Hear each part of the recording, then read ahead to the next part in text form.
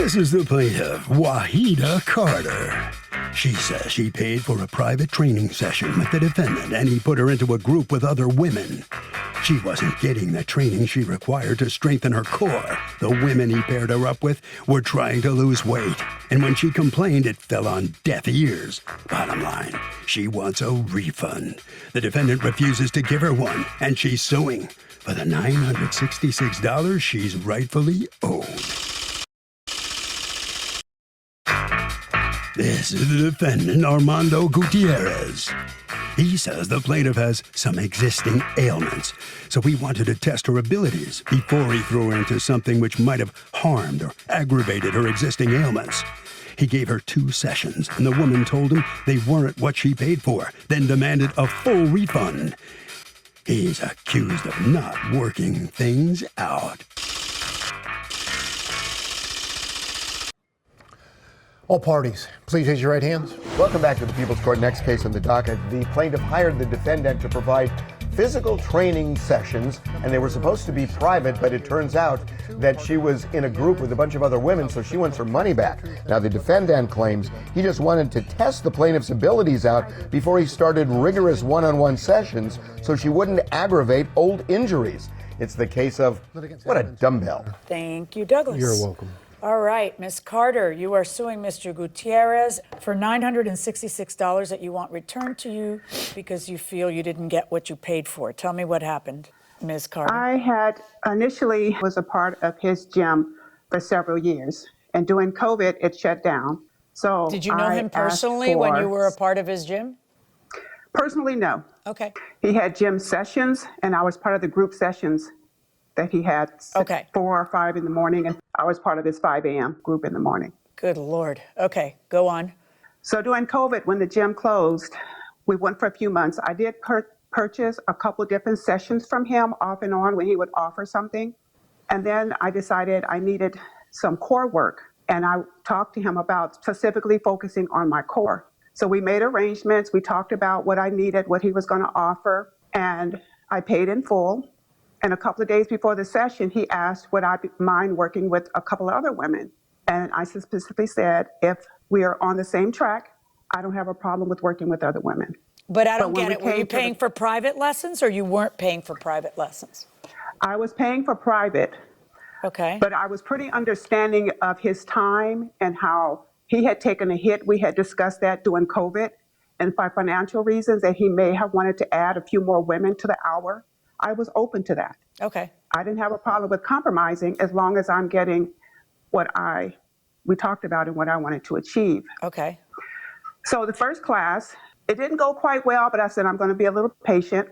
The second class, I was clear that the women... Did you say anything to him in the first class, after the first class? No, okay. I did not say anything after the first class. Okay.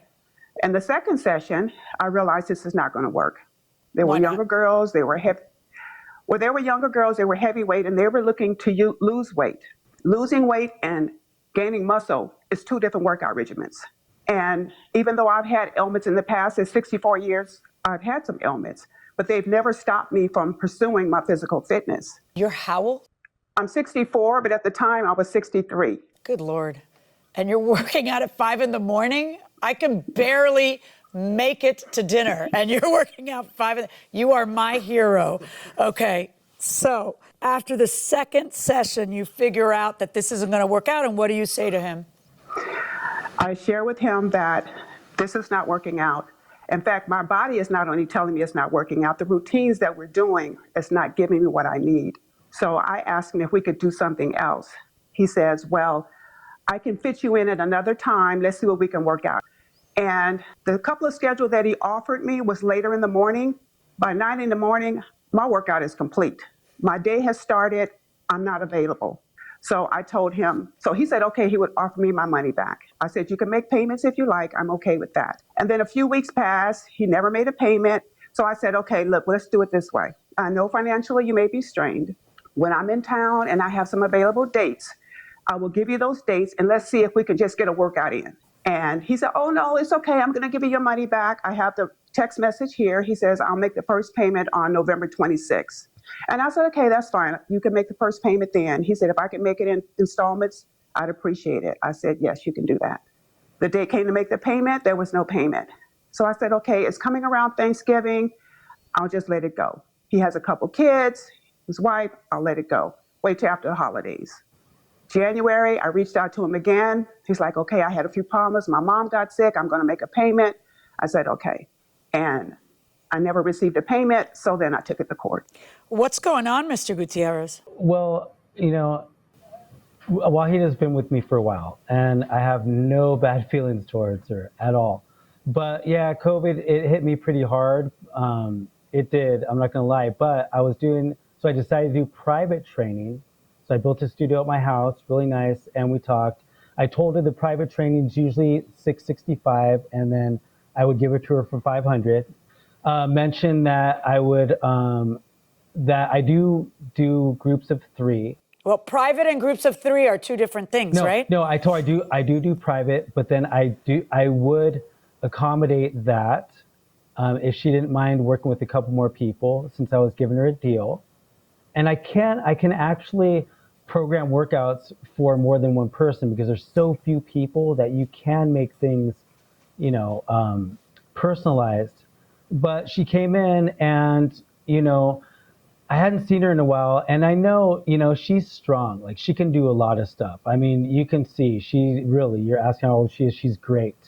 But still, if she has an ailment, anybody that starts with me, and I hadn't seen her in a while, like COVID happened and all that, there was some time. So I'm not just gonna throw the whole kitchen sink at her. Like, on our first session, I was mellow. And yes, I undertrain people in the beginning. That's what I do. I don't throw everything at them. I don't care who they are. So she came to it, and then I thought, okay, this is cool. Like, I like working with Wahida. Like, when she hit me up, I was excited about it. And then she's like, okay, I'll set my next session. I brought her in with the other girls. In that session, I'm sure it wasn't super easy. It probably wasn't. She's like an athlete, but still, it's like undertrain a little bit. Don't throw the whole kitchen sink. See where she's at and just get feedback. Okay, hey, but then Wahida, she how was you feeling? unhappy because she felt like, you was paired her unhappy. with 2 people who are trying to lose weight, and she's trying to strengthen her core, right? So if that's the case, then what was the next step? One of the girls isn't trying to lose weight, but no. So then she brought that to my attention, and she was like, yeah, I'm not sure if this is gonna work out for me. And I was bummed out. So I said, why don't you give it a try? Why don't you come back? Why don't you not stop? It's only been 2 sessions. I can adjust things if you're gonna And what did she give me say? feedback. And then she texted me and said that she wasn't gonna continue, that it wasn't her thing, and all of that. According to her, you're telling her that you're going to refund the money repeatedly. Is that accurate? Yeah, that's accurate. So why didn't you? Just because, you know what, I didn't have it. Like, things came up, and it's, I just ran out How of much money time. are we talking about? $500. So she was asking for $500 back that she had prepaid you because it wasn't working out. And then you had offered her a time that's in the middle of the day. That's not how she rolls. Why didn't you just offer her a time at 5 a.m. when she said that? Yeah, I could have. But you didn't. And then instead you said, nah, don't worry about it. I'll just give you your money back. Yeah, because, I didn't want to lock her down. And I don't want to train with somebody who doesn't want to train with me, but I do like her. So it's The $500 was supposed to cover how many sessions? 12. Why are you suing for the full $500 if you did 2 sessions? For me, initially, I asked him to deduct the 2 sessions that I'd already done, even though they weren't what we had agreed on. And he just said he would give me a full refund. I don't remember that, but. Well, I mean, it's easy to promise whatever if you aren't going to do it. Talk to me about the gym. According to you, Ms. Carter, you had joined his gym and you had prepaid for a year, and then COVID. Yes, as you may be able to see, my fitness is important to me. So I paid for the year, and then COVID hit, and the gym shut down. So I just assumed that at some point, whenever we processed through this whole COVID shutdown, that when the gym opened up, I would get credit for the remainder of the months. But then 2 years in and having a conversation with him, just in his conversation, he was saying that he's not going to go back to opening up a gym anymore because he's not likely going to be able to. So that meant that I would not be getting the refund. And what's your position on that, Mr. Gutierrez? Well, it was a whirlwind, believe me. It's like everything was just, the carpet was pulled from underneath me. I don't want any ill will with Wahida or anybody. Like, my intention was to pay her. I'm not even going to deny that. It wasn't. I just ran out of time. Okay, That's it. So but your I intentions thought- can't be deposited in the bank. I know that. I know that. And I know so, that, but blink your eyes do you and then I feel got like you through. should have to pay her back for the gym membership, or do you have a defense like, hey, it's not my fault, California made me close? Like, what's your defense? Yeah, I'm not sure what the legalities are of that, but if I open up another gym, when I can make some money and do that, then of course I'd invite her back. And then I don't see anything in this contract that would entitle you to keep the membership fee, even if something like a pandemic closes you to force down. Some people included things like that in their contract. Everyone includes it now. She's entitled to the unused portion of her gym membership. I've calculated the days. It's precisely $398.71 for the time that was left unused. And as far as the unused portions of your core fitness, I'm going to order him to return that as well. That turns out to be $416.66 for a total judgment in favor of the plaintiff in this case in the amount of $815.37. Good luck. So the plaintiff prevails to the tune of $815. So let's see what Mr. Gutierrez has to say about that. Yeah, well, I don't want any ill will towards her. She's a strong woman. If you saw how strong she is, you wouldn't mess with her either. So it's okay. I'm all right with that. Were you shocked that she filed a lawsuit against you? Or were you I prepared kind of was, because I thought we were friends, and, but, what can I say? All right, good enough. Well, thank you very much. All right, but anyway, you got to give that much back. All right, Ms. Carter, you didn't get everything, but you got the bulk of it. How are you feeling? You okay? I am. I'm feeling fine with the judgment that was awarded. It's fair. I hate that it came to this. Armando is a great trainer, but business is business, and he's forever in my heart, and my prayers are with him in his future endeavors. Well, that's awfully nice for you to say that. Good luck to you. Thank you. Thank you. All right, you're welcome. All right, Harvey, what are you thinking?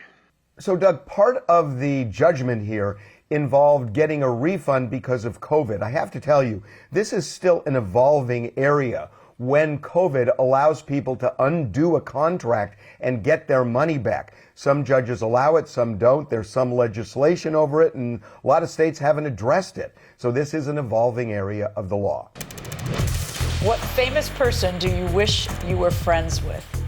All of them. Yeah. No, but the one who kind of pops into my mind, and this is because I have some kids who went to Georgetown University in Washington, and I drive across the bridges from time to time in D.C.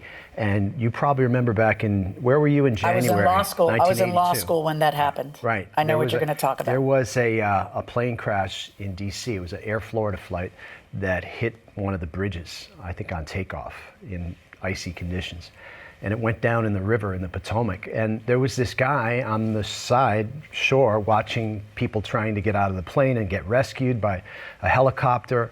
And he was just standing there, and a woman slipped off of a life preserver, and she was going under, and she was clearly going to die. And he just dove into the water, and he swam out maybe 50 feet in the icy water, grabbed her and pulled her to shore. And his name was Lenny Skutnik. He's still around, and he just was an office worker. He worked in some office in DC, and he was watching it, and he just said, I'm not going to let this happen. Wow. Must have taken a lot of nerve. Right. But he's a hero, and he's somebody I'd love to just have a beer with, How about you? I bet you have lots of heroes, or lots of interesting people that you I have no heroes. But the question is, what famous person would I want to be friends with? And I wish I had an answer like yours, but the truth of the matter is, I really want to be friends with Larry David. I just think he's hysterical. He is funny. He's a funny guy. And I'll tell you, I was a Seinfeld fan, but it's really Curb Your Enthusiasm that I just, every time I watch it, he's nuts. Yeah, he is one of the funniest people he really on is. television. He's just ever. so pedantic and strangely sexy because he's so we smart. saw him once in Georgetown walking down the sidewalk. From far, but From we didn't afar. accost him or anything. No, I didn't come running up to him. Larry. That's going to do it for us now, and we will see you for the next session of the People's Court.